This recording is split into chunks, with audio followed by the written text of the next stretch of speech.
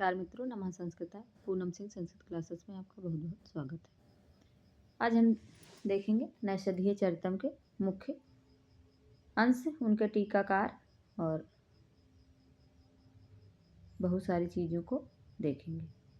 माता पिता, टीका, ये सारी चीज़ों को हम देखेंगे इसमें। और सर्गों में क्या क्या प्रमुख चीज़ें हैं जहाँ से क्वेश्चन पूछे जाते हैं, ठीक है। क्योंकि जहाँ से क्वेश्चन पूछे जाते हैं वहाँ ये चीज़ें इसमें आती हैं, ठीक। तो नैषधीय चरितम का प्रथम सर्ग के मुख्य चीज़ें हम देखेंगे, क्योंकि एक क्लास हमारी इसमें हो चुकी है। जो सामान्य परिचय होता है वो हम देख चुके हैं, मंगलाचरण वगैरह, और कौन सा छंद है, कौन सा, कितने सर्ग हैं, कितने श्लोक हैं, काव्य विधा कौन सी है, उपजीव काव्य, नायक नायिका आदि, ये सब सारी चीज़ों को हम लोग देख चुके हैं। तो आज हम देखेंगे इसमें आगे की चीज़ों को, ठीक। ग्रंथकार, तो इसके ग्रंथकार कौन है, वो है हमारे श्री हर्ष, ठीक। आगे देखेंगे, आगे हमारा है समय इसका 11वीं शताब्दी है।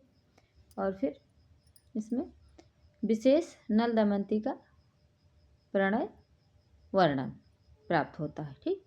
जो हमारा नैषधीय चरितम है इसमें नल दमयंती का प्रणय वर्णन यानी कि प्रेम कथा प्राप्त मिलती है, ठीक। हर्ष के पिता श्रीहीर, इनके पिता का नाम श्रीहीर, माता का नाम मामल्ल देवी, और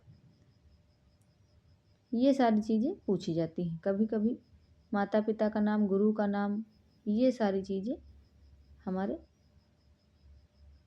पेपर में एनटीए द्वारा पूछी जाती हैं, तो इसलिए हमें ये सारी चीज़ें ज़रूर से देखनी चाहिए, ठीक। तो ये चीज़ें अच्छे से अगर देख लेंगे तो आगे जो हमारी अभी जून में पेपर होने वाला है उसमें हमारे लिए बढ़िया हो जाएगा, ठीक। तो ये चीज़ें देखते चलेंगे। फिर इसमें टीका, टीका भी इम्पॉर्टेंट है। टीका इम्पॉर्टेंट है क्योंकि टीकाओं से क्वेश्चन इस समय बन रहे हैं, ठीक। टीकाओं से क्वेश्चन पूछे जाते हैं। तो मल्लीनाथ की इस पर टीका है जीवातु, ठीक। मल्लीनाथ की इस पर टीका कौन सी है, तो जीवातु टीका, ठीक। ये नारायण पंडित की टीका प्रकाश, ठीक। जो नारायण पंडित हैं उनकी टीका का नाम है प्रकाश टीका। ये नैषधीय चरितम पे इनकी टीकाएं प्राप्त होती हैं। तो इसको आप लोग अच्छे से देख लें और समझ लें, ठीक। क्योंकि टीकाओं से क्वेश्चन पूछे जा रहे हैं, तो इसको अगर आप लोग देखे रहेंगे तो वहाँ पे आपका कोई भी ऐसा क्वेश्चन अगर आता है तो गड़बड़ नहीं होगा। क्योंकि कोई ज़रूरी नहीं है कि जो जहाँ से क्वेश्चन पिछली बार बने थे वहीं से बनेंगे, क्योंकि बदल बदल के क्वेश्चन पूछे जाते हैं। तो हो सकता है पिछली बार किसी और ग्रंथ से पूछा गया हो तो इस बार इससे भी पूछा जा सकता है। इसलिए हमें सारी चीज़ों को, अभी टाइम भी है तो उस हिसाब से देखते चलना है। अगर आप लोग चैनल को सब्सक्राइब नहीं किए हैं तो प्लीज़ कर लें, ताकि सारी चीज़ें आप तक फटाफट पहुँच जाएँ। और अगर पिछली क्लास नहीं देखे हैं तो उसको भी जाके देख लें, क्योंकि वहाँ से भी काफ़ी लाभ मिलने वाला है, ठीक। आगे देखेंगे। फिर निसृष्टार्थ दूत हंस, ये भी इनकी टीका है, ठीक। नल दमयंती की कहानी सुधीवर्णी ही नहीं बल्कि कलि नाशिनी भी है, ऐसा प्राप्त होता है, ऐसा कहा जाता है, ठीक। यह कथा सारित सागर में भी मिलती है। जो ये नल दमयंती की कथा है जो इसमें नैषधीय चरितम में बताई गई है, ये कथा सारित सागर में भी प्राप्त होती है। तो ये चीज़ें बहुत ही इम्पॉर्टेंट हैं, इसको आप लोग अच्छे से देख लीजिए। और विदर्भ नरेश पिता की भूमि में, ठीक। जो विदर्भ नरेश हैं वो इनके पिता हैं, ठीक। आगे देखेंगे आगे क्या है।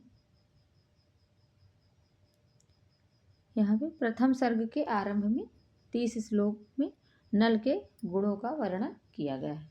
जो 30 नैषधीय चरितम में जो प्रथम सर्ग के 30 आरंभिक श्लोक हैं उसमें 30 श्लोकों में नल के गुणों का वर्णन प्राप्त होता है। ठीक, नल के गुणों का वर्णन प्राप्त होता है। तो प्रथम सर्ग में 7 श्लोकों में श्वेत वर्ण के अश्व का वर्णन मिलता है। ठीक, श्वेत वर्ण के अश्व यानी कि सफ़ेद घोड़ों के वर्णन को इसमें बताया गया है। ठीक, आगे देखेंगे, आगे है हमारा।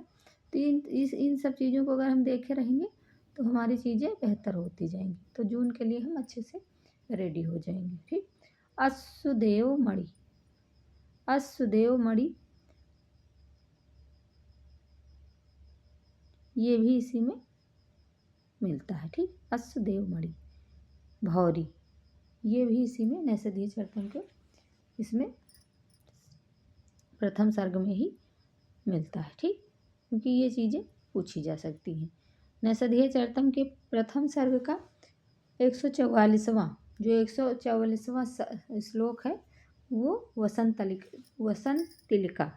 तिलिका छंद में तथा अंतिम श्लोक शार्दूल विकीर्णतम छंद में मिलता है। ठीक, ये चीज़ें बहुत ही इम्पॉर्टेंट हैं। इनको अगर अच्छे से आप लोग देखे रहेंगे तो वहाँ पे पेपर में कोई भी दिक्कत नहीं आएगी। अगर यहाँ से क्वेश्चन आता है तो आप लोग उसको बढ़िया से कर पाएंगे। ठीक, और अच्छे से देखिए। बाकी क्लासें अगर नहीं देखी हैं तो उसको भी जाके देख लीजिए। ठीक, राजा नल ने अपने सिर पर विभक्त 2 भागों में अपने केश समूहों को अपने 2 अपयशों के रूप में माना। ठीक, जो नल हैं राजा वो ये अपने केशों को 2 समूह जो होते हैं उसके रूप में अपयशों के रूप में माना। ठीक, तो यहाँ पे हो जाएगा नल के 2 अपयश संबंधित थे। तो कौन कौन तो मेरु पर्वत और समुद्र से, मेरु पर्वत और समुद्र से। ठीक, मेरु पर्वत और समुद्र से। ठीक, ये चीज़ यहाँ पे हो जाएगी। ठीक, आगे है और ये बहुत ही इम्पोर्टेंट है। इसमें 22 सर्ग हैं। नैषधीय चरतम में 22 सर्ग हैं। ठीक, और इसमें 2830 लगभग इसमें श्लोक प्राप्त होते हैं। तो यहाँ पे ये चीज़ें बहुत ही इम्पोर्टेंट हैं क्योंकि यहाँ से क्वेश्चन कई बार पूछे गए हैं और आगे भी पूछे जाने की संभावना है। और ये इसका उपजीव क्या है तो वो महाभारत। ठीक, महाभारत से ये लिया गया है। ठीक, आगे देखेंगे, आगे है हमारा। तो निद्रा ने दमयंती को राजा नल का दर्शन कराया। यानी कि जब इसमें कहानी जो है कि दमयंती जब निद्रा में थी यानी कि सो रही थी तो उसका स्वप्न में राजा नल का दर्शन हुआ। ठीक, ये चीज़ यहाँ पे बता रहे हैं। आगे देखेंगे, आगे है हमारा, आगे क्या है, आगे है कामदेव ने दमयंती के द्वारा राजा नल पर विजय प्राप्त करने की इच्छा की। ठीक, जो कामदेव थे उन्होंने जो राजा नल थे उन पे विजय प्राप्त करने की कोशिश की। ठीक, नल को घोड़ों पर जाते हुए लोगों ने निर्मेष दृष्टि से देखा। ठीक, तो ये यहाँ पे हो जाएगा। नगर के बाहर पहुंचने पर राजा नल ने घुड़सवारों को कृत्रिम युद्ध का प्रदर्शन किया। ठीक, जो राजा नल थे वो बहुत ही भव्य और बहुत ही युद्ध में प्रवीण थे, ऐसा इसमें बताया गया। तो वहाँ पे पहुँचने पर नगर के बाहर राजा नल जो थे वो जब पहुँचे तो घुड़सवारों के ने कृत्रिम युद्ध का प्रदर्शन किया। ठीक, उपवन में प्रवेश करने पर राजा ने भ्रमरों से युक्त केतकी के पुष्प को देखा और फिर उसकी निंदा करते हैं। उसके बाद अनार के वृक्ष को देखकर उसके फल की तुलना दमयंती से करते हैं। ठीक, जो उसका फल होता है यहाँ पे उसकी उपमा किससे करते हैं तो उसकी उपमा दमयंती से करते हैं। ठीक, कि इतनी सुंदर हैं, ऐसा है वैसा, ये सारी चीज़ें यहाँ पे बताई जा रही थी। ठीक, तो आगे अभी कि कौन से सर्ग में क्या बताया गया है, ये कहाँ कहाँ कौन कौन चीज़ें इम्पॉर्टेंट है, ये चीज़ यहाँ पे बताई जा रही। ठीक, तो ये चीज़ होगा। फिर नल ने अनार के वृक्ष को वियोगिनी के रूप में देखा। जो अनार का वृक्ष था उसको कैसे देखा, तो वियोगिनी के रूप में देखा। ठीक, लता को भय तथा अनादर की दृष्टि से देखा। जो लता थी उसको। फिर आगे नल ने पुष्पों के पराग को शिव के शरीर पर लगी भस्म समझा। राजा ने चंपू पुष्प को धूमकेतु समझा। जो चंपक पुष्प था उसको क्या समझा, तो धूमकेतु समझा। फिर आगे देखेंगे यहाँ सर्गों के बारे में। जिसमें 22 सर्ग हैं उसमें क्या क्या इम्पोर्टेंट है ये चीज़ देख लेंगे। ठीक, और किस सर्ग में किस घटना की कथा या वर्णन प्राप्त होता है, ये चीज़ अगर देखे रहेंगे तो वहाँ पे अच्छे से करना संभव रहेगा। ठीक, तो आगे देख लेंगे। आगे है हमारा, आगे यहाँ पे क्या है देख लेते हैं। प्रथम सर्ग में क्या मिलता है, प्रथम सर्ग में किस चीज़ की वर्णन किया गया है, तो नल के घोड़ों का वर्णन प्रथम सर्ग में किया गया है। जो नल के घोड़े हैं उनका प्रथम सर्ग में वर्णन प्राप्त होता है, ये चीज़ ध्यान में रखना। ठीक, क्योंकि यहाँ से इम्पॉर्टेंट है। ठीक, फिर द्वितीय उतना इम्पॉर्टेंट नहीं है। तो तृतीय सर्ग में हंस द्वारा नल की विरह व्यथा का वर्णन प्राप्त होता है। जो हंस होता है उसके द्वारा विरह व्यथा का वर्णन प्राप्त होता है। ठीक, आगे देखेंगे चतुर्थ सर्ग में क्या है, तो चतुर्थ सर्ग में यहाँ पे है चतुर्थ सर्ग में दमयंती की विरह अवस्था का वर्णन प्राप्त होता है। ठीक, चतुर्थ सर्ग में क्या प्राप्त होता है, तो विरह अवस्था,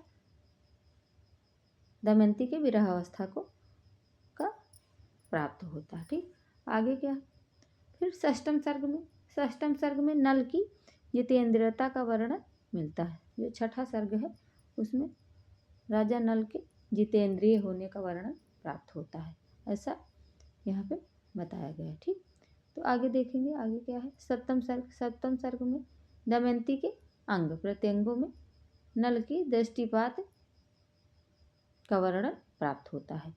जो राजा नल हैं वो दमयंती के अंग प्रत्यंगों के दृष्टिपात का वर्णन प्राप्त होता है 7वें सर्ग में। फिर 10वें सर्ग में क्या प्राप्त होता है, तो दमयंती स्वयंवर। ठीक, जो 10वां सर्ग है उसमें इनका स्वयंवर हो जाता है, यानी कि शादी का वर्णन स्वयंवर का इसमें 10वें सर्ग में मिलता है। ठीक, तो इस तरह चीज़ें यहाँ पे जो जो इम्पोर्टेंट थी उसको हमने बताने का प्रयास किया।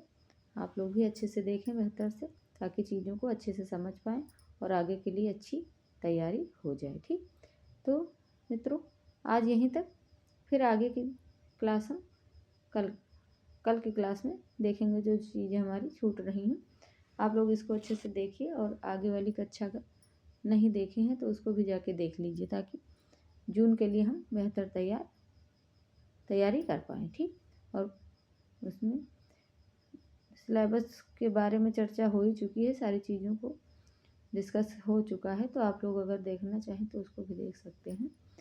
तो मित्रों नमः संस्कृताय, धन्यवाद, राधे राधे, नमस्कार।